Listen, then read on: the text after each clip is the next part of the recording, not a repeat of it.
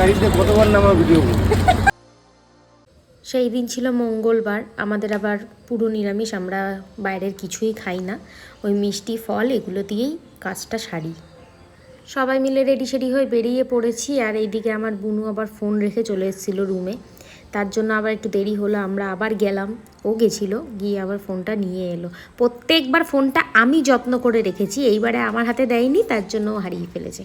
মন্দারমণি থেকে দীঘায় যাওয়ার যে বিচের ধারের যে রাস্তাটা বন্ধুরা, অসাধারণ রাস্তা। ওই রাস্তা দিয়ে যারা যারা গেছো তারাই একমাত্র বুঝতে পারবে, এত সুন্দর রাস্তা। ভিডিও না করে কি থাকা যায়, তাই জন্য মা ছেলে মিলে ওপরে উঠে ভিডিও করে নিলাম। আমাদের মা ছেলের ভিডিও হয়ে গেল, তারপরে রিনা উঠেছিল, মানে বুনু উঠেছিল ওর মেয়েকে নিয়ে। ওর মেয়ে আমার কাছে আসছিল না।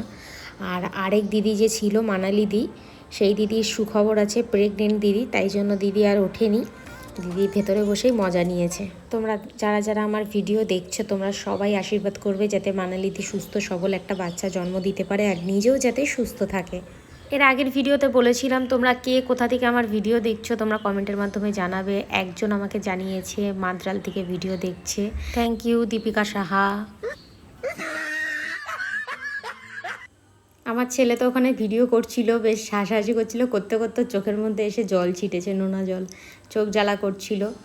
তা যাই হোক, আমরা এখানে খুব মজা করলাম, করে টোরে পৌঁছে গেলাম হোটেলে। এই যে হোটেলে নেমে গেলাম। আর আমাদের ড্রাইভার দাদা বলছিল এক গাড়ি দিয়ে কতবার না আবার ভিডিও করবে। কথাটা শুনে হাসি পেলেও কথাটা সত্যি, কারণ ড্রাইভার দাদা তো সামনে দিয়ে বলে দিল, তোমরাও হয়তো ভাবো এক গাড়ি দিয়ে কতবার না আবার ভিডিও করে।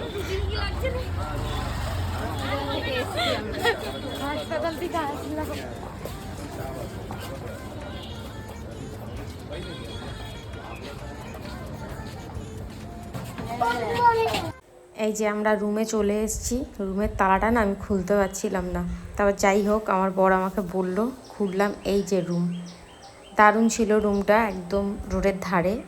এই যে এটা বাথরুম, এদিকে একটা ছোট্ট ব্যালকনি আছে, আমি দেখাচ্ছিলাম। আর তারপর বলছিলাম পাশের হোটেলের বাগানটা দেখাও, ওটাও খুব সুন্দর।